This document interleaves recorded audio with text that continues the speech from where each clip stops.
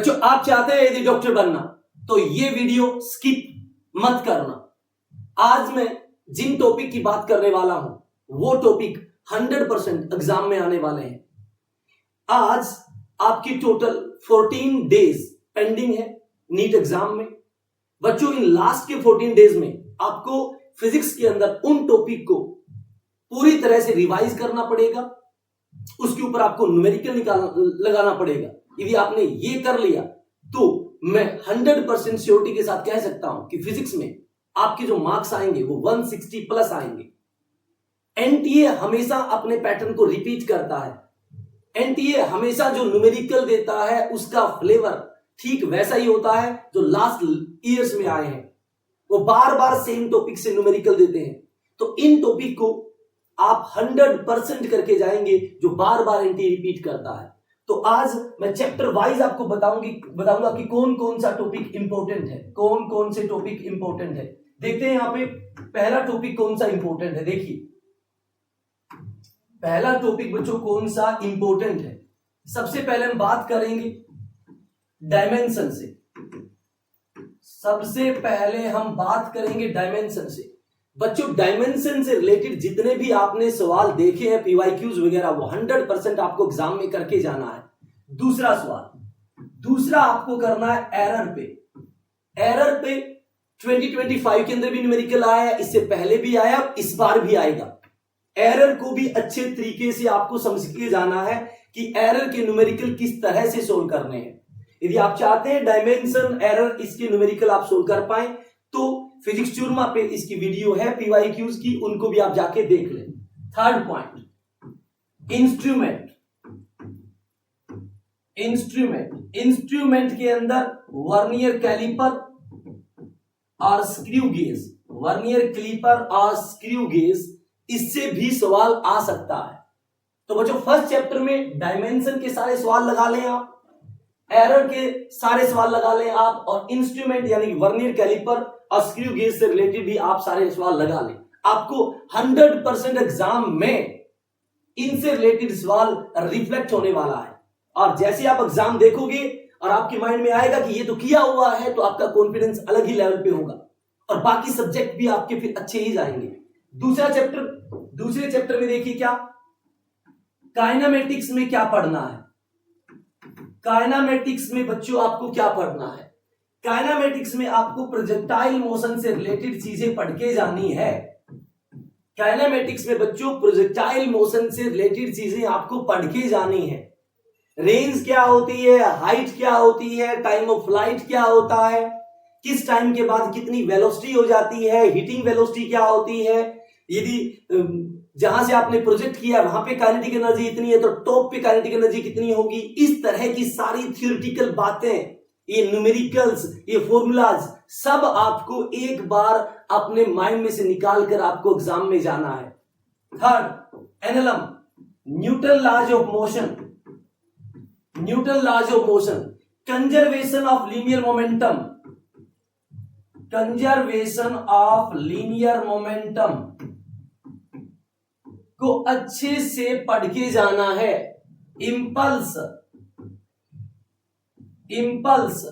Impulse को भी समझ के आपको जाना है। यहां पे पहला, दूसरा, तीसरा point, kinetic energy, potential energy. Kinetic energy और पोटेंशियल एनर्जी के बारे में सारा डाटा आपके पास होना चाहिए। एनएलएम के अंदर अब लास्ट टाइम ये जरूर आप ये चीजें रिवाइज करके जाएंगे। थर्ड बच्चों, work energy power, work energy power. Work energy power में बच्चों आपको पावर 100% पावर से सारे सवाल आपको करके जाने हैं। इंस्टेंटेनियस पावर और एवरेज पावर से रिलेटेड सारी बातें आपको समझ के जानी है, सारे सवाल लगा के जाने हैं। अब लास्ट टाइम नया कुछ भी नहीं पढ़ना, ये आपने पहले पढ़े हुए हैं, इनको बस रिवाइज करना है। अब ये नहीं कि आप लास्ट टाइम बहुत सारी वो चीजें और कर रहे हैं जो आपने आज तक की नहीं। यदि आपने इनमें से कोई चीज नहीं की है तो अब नया ना पढ़े, ये आपने की है पहले और इनको अब रिवाइज ही करना है, रिवाइज ही करना है। और यदि आपको डर लग रहा है एग्जाम से तो सभी बच्चों को डर लग रहा है, आप अकेले नहीं है। बस आपको अपने टारगेट के ऊपर फोकस करना है और एग्जाम के लिए अपने आप को प्रिपेयर करना है। ये जो मैं लास्ट टाइम आपको चीजें बता रहा हूं ये 100% आप फिजिक्स में रिवाइज करके जाएंगे। इसके बाद कोलिजन, इसके बाद कोलिजन आप 100% पढ़ के जाएंगे। कोलिजन की सारी बातें आप समझ के जाएंगे। कोलिजन को एक बार जरूर रिवाइज आप करेंगे, कोलिजन से रिलेटेड सारी चीजें कि कोलिजन में क्या क्या होता है, इनइलास्टिक कोलिजन क्या है, कोएफिशिएंट ऑफ रेसिस्टेंस क्या होता है, परफेक्टली इलास्टिक कोलिजन क्या होता है, इलास्टिक कोलिजन क्या होता है, किसमें मोमेंटम कंजर्व रहता है, कब कंजर्व रहता है, किसमें काइनेटिक एनर्जी कंजर्व रहती है, लॉस इन काइनेटिक एनर्जी क्या होती है, ये सारी बातें आपको पढ़ के जाना पड़ेगा इसमें। इसके बाद moment of inertia, moment of inertia, perpendicular theorem और parallel theorem. Moment of inertia आपको आना चाहिए और परपेंडिकुलर थ्योरम और पैरेलल थ्योरम भी आपको लगानी आनी चाहिए, आपको लगानी आनी चाहिए। This is about moment of inertia. और रेडियस ऑफ गायरेशन भी आपको आना चाहिए, रेडियस ऑफ गायरेशन भी आपको आना चाहिए बच्चों, रेडियस ऑफ गायरेशन भी आपको आना चाहिए। Moment of inertia, radius of gyration से रिलेटेड सारी चीजें आप पढ़ोगे अच्छे से, इसके सारे सवाल आप लगाएंगे। आप 14 दिन को कम से कम 14 चैप्टर के अंदर आप डिवाइड करोगे, रोजाना एक चैप्टर को जो मैं टॉपिक बता रहा हूं वो कंप्लीट करोगे, उसके सारे न्यूमेरिकल्स लगा के आप देखोगे। इसके बाद रोटेशनल मोशन में, उसके बाद रोटेशन के अंदर बच्चों टॉर्क और एंगुलर मोमेंटम, टॉर्क और एंगुलर मोमेंटम और कंजर्वेशन ऑफ एंगुलर मोमेंटम जरूर पढ़ के जाएंगे। टॉर्क, एंगुलर मोमेंटम और कंजर्वेशन ऑफ एंगुलर मोमेंटम आप जरूर पढ़ के जाएंगे। 100% आपको पढ़ना पड़ेगा, 100% आपको ये चीज पढ़नी पड़ेगी।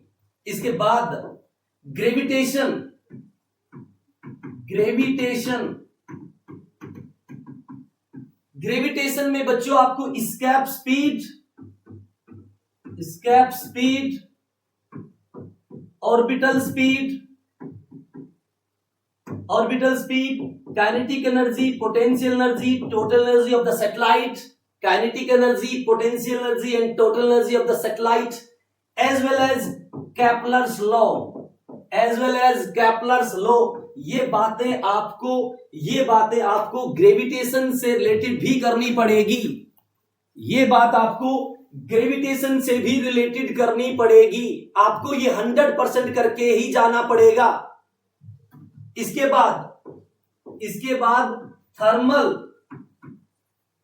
प्लस थर्मोडायनामिक्स प्लस केटीजी, इसमें बच्चों सॉलिड का conduction, expansion, linear expansion, areal expansion, cubical expansion, ये Stefan law, Wien's displacement law, Stefan law, Wien's displacement law, Wien's displacement law, Wien's displacement law, Stefan law, ये आपको thermal में बच्चों करना पड़ेगा। ये बच्चों आपको थर्मल में 100% आपको ये चीजें करनी पड़ेगी। फिर बात करता हूं थर्मोडायनेमिक्स में। थर्मोडायनेमिक्स में वर्क डन आपको जरूर पढ़ना है, अलग अलग प्रोसेस का, आइसोबारिक का, आइसोकोरिक का, एडियाबेटिक का, ये आपको, और ग्राफ पक्के करने हैं, बॉयल्स लॉ, चार्ल्स लॉ, इन सभी के लिए, बॉयल्स लॉ, चार्ल्स लॉ, इस सभी के लिए, गेलुसेक्स लॉ, इन सब के लिए ग्राफ जरूर पढ़ के जाएंगे। पीवी, पीटी, वीटी ग्राफ जरूर आपको पढ़ के जाना है। काइनेटिक थ्योरी ऑफ गैसेस के अंदर, काइनेटिक थ्योरी ऑफ गैसेस के अंदर VRMS, root mean square speed of gases molecule और मीन फ्री पाथ, ये बच्चों केटीजी से रिलेटेड आपको अब लास्ट टाइम जरूर पढ़ लेना चाहिए, जरूर बच्चों पढ़ लेना चाहिए। फ्लूइड, बच्चों फ्लूइड में प्रॉपर्टीज से रिलेटेड सारी चीजें पढ़ के जानी है। Surface tension, surface energy, surface tension, contact angle और कैपिलरिटी, ये आपको सारी बातें फ्लूइड के अंदर पढ़ के जानी है। मैं फिर बोल रहा हूं, फ्लूइड में properties, surface tension, surface energy, contact angle and capillarity, ये आपको फ्लूइड से रिलेटेड पढ़ के जाना है।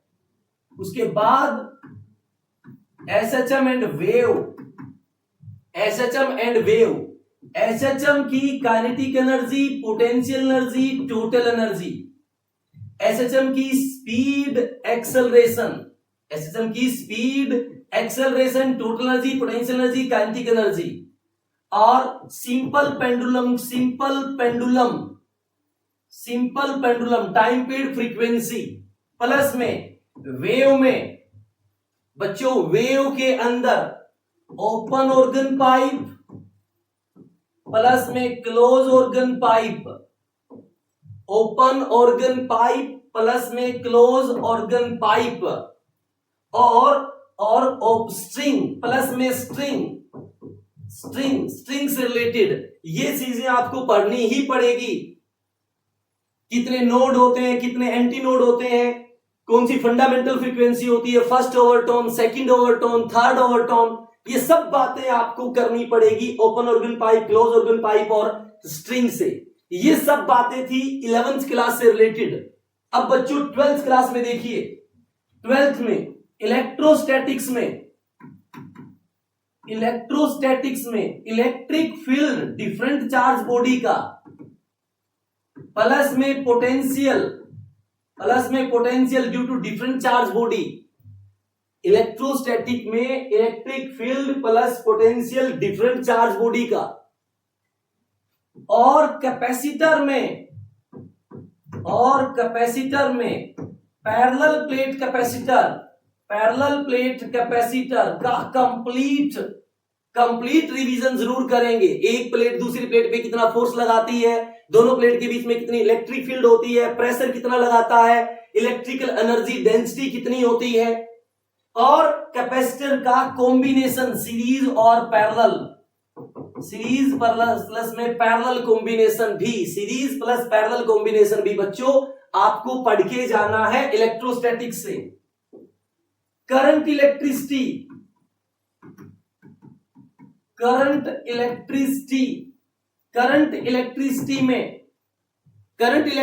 में रेजिस्टेंस से रिलेटेड सारी बातें, रेजिस्टेंस कब बढ़ता है कब घटता है, रेजिस्टेंस से रिलेटेड सारी बातें बच्चों आपको पढ़ के जानी है। ये कब घटता है कब बढ़ता है, वॉल्यूम कांस्टेंट हो तो क्या होगा, एरिया कांस्टेंट हो तो क्या होगा, टेंपरेचर को बढ़ाएंगे तो क्या होगा।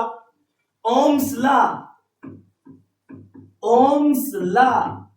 का VI graph for conductor, for insulator, for alloy, वो बातें भी आपको करके जानी पड़ेगी। थर्ड, इंस्ट्रूमेंट व्हीटस्टोन और मीटर वायर ब्रिज, एक बार इनसे गो थ्रू आप हो जाएं, करंट इलेक्ट्रिसिटी। अगला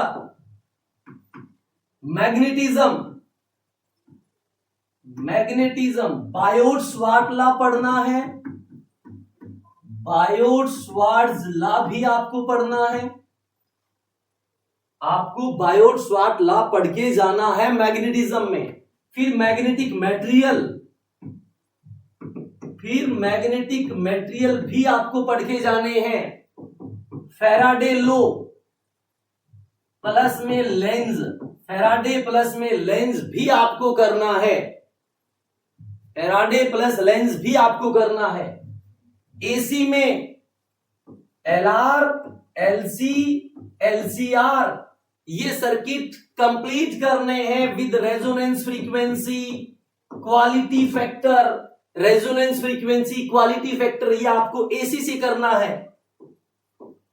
ईएमडब्ल्यू कंप्लीट रिवाइज करनी है। ईएमडब्ल्यू में कुछ भी नहीं छोड़ना, ईएमडब्ल्यू में कुछ भी नहीं छोड़ना। इलेक्ट्रोमैग्नेटिक वेव का स्पेक्ट्रम, उनकी एनर्जी, उनकी फ्रीक्वेंसी, उनकी वेवलेंथ, सब कुछ आपको पढ़ के जाना है। इलेक्ट्रोमैग्नेटिक वेव कितना प्रेशर अप्लाई करते हैं अब्जॉर्प्शन के लिए, रिफ्लेक्टेड सरफेस के लिए, उनकी इलेक्ट्रिक एनर्जी डेंसिटी कितनी होती है, टोटल एनर्जी डेंसिटी कितनी होती है, मैग्नेटिक एनर्जी डेंसिटी कितनी होती है, ये सब बातें, इलेक्ट्रोमैग्नेटिक वेव की स्पीड कितनी होती है किसी मीडियम में, v is equal to 1/√μr epsilon r, ये जो सब बातें हैं इलेक्ट्रोमैग्नेटिक वेव से रिलेटेड, वो बच्चों आपको सब पढ़ के जाना है।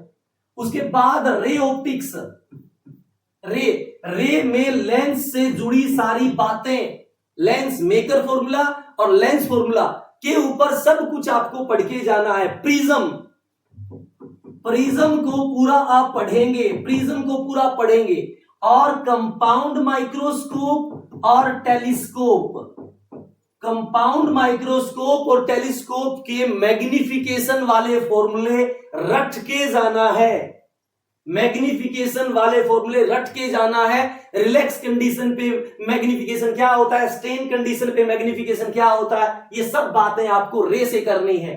प्लस में वेव ऑप्टिक्स, प्लस में वेव ऑप्टिक्स, वेव ऑप्टिक्स में YDSC, Young's double slit experiment, Young's double slit experiment, first maxima कहां होता है, फर्स्ट मिनिमा कहां होता है, पाथ डिफरेंस क्या होता है मैक्सिमा का, मिनिमा का पाथ डिफरेंस क्या होता है, फेज डिफरेंस क्या होती है, ये वाईडीएससी से रिलेटेड आपको बात करनी है। प्लस में डिफ्रैक्शन, प्लस में डिफ्रैक्शन भी आपको पढ़ के जाना है। डिफ्रैक्शन के सेंट्रल मैक्सिमा की विड्थ कितनी होती है, एंगुलर विड्थ फर्स्ट मैक्सिमा की, फर्स्ट मिनिमा की, ये सब बातें आपको करनी है वेव ऑप्टिक्स में। उसके बाद मोस्ट पावरफुल जो चैप्टर है मॉडर्न फिजिक्स, मॉडर्न फिजिक्स।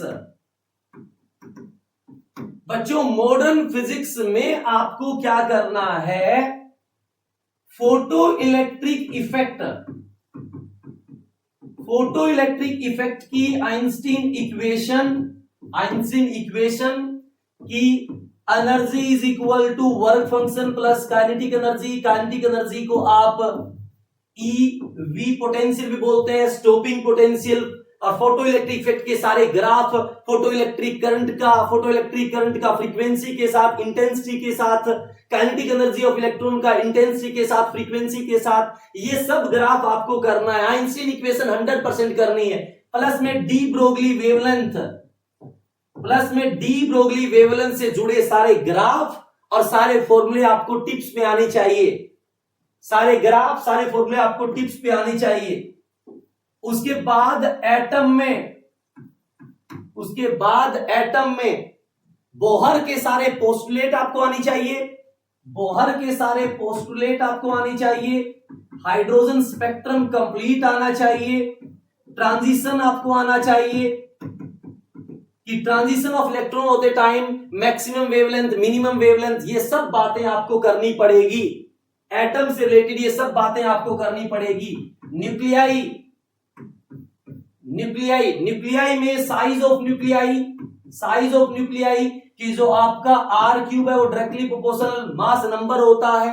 इसके ऊपर आपको numericals alpha beta gamma decay, alpha beta gamma decay, alpha beta gamma rays की properties, alpha beta gamma rays की प्रॉपर्टीज, बाइंडिंग एनर्जी और क्यू वैल्यू, बाइंडिंग एनर्जी और Q value आपको सब पढ़ के जाना पड़ेगा न्यूक्लियाई के लिए।